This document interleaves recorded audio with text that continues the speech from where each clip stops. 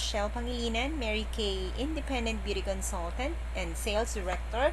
Ngayon, ang ituturo ko naman po sa inyo is how to make your eyes stand out. Ngayon po mga panahon nito ng quarantine, and especially ito po ay normal na dapat nakasuot sa atin, no? Ito po ay isa na pong batas, no? So, lagi tayong nakamask.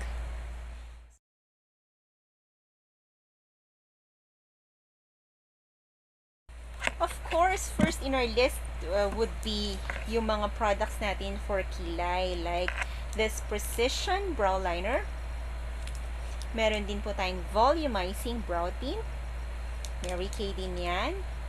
Brush ng ating kilay. Mary Kay din po itong ating eyeliner brush. Concealer. Yan, para dyan sa under eye natin. Retractable pencil eyeliner, black. Ayan, ito pong brush para po dito sa ating eye color. Ayan, ito pong tatlo na to, Mary Kay eye color. Mary Kay po siya. Mascara, of course, right? So, let's start.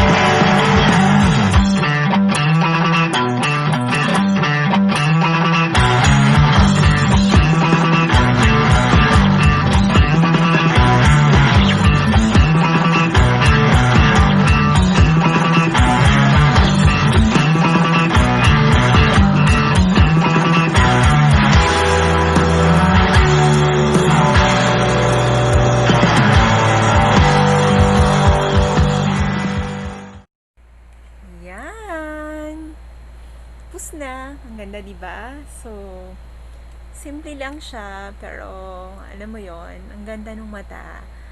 Ayun, katulad ng sinabi ko, ito yung nakikita. Nakakatawa kasi yung ating Dusty Rose na eye color. Medyo kahawig nitong aking parang rose na face mask. Ayan. Ganda ng eyes. Special, I particularly like the Mary Kay Lash Intensity Mascara, no? Volumizing siya talaga. And the eyeliner. Yan.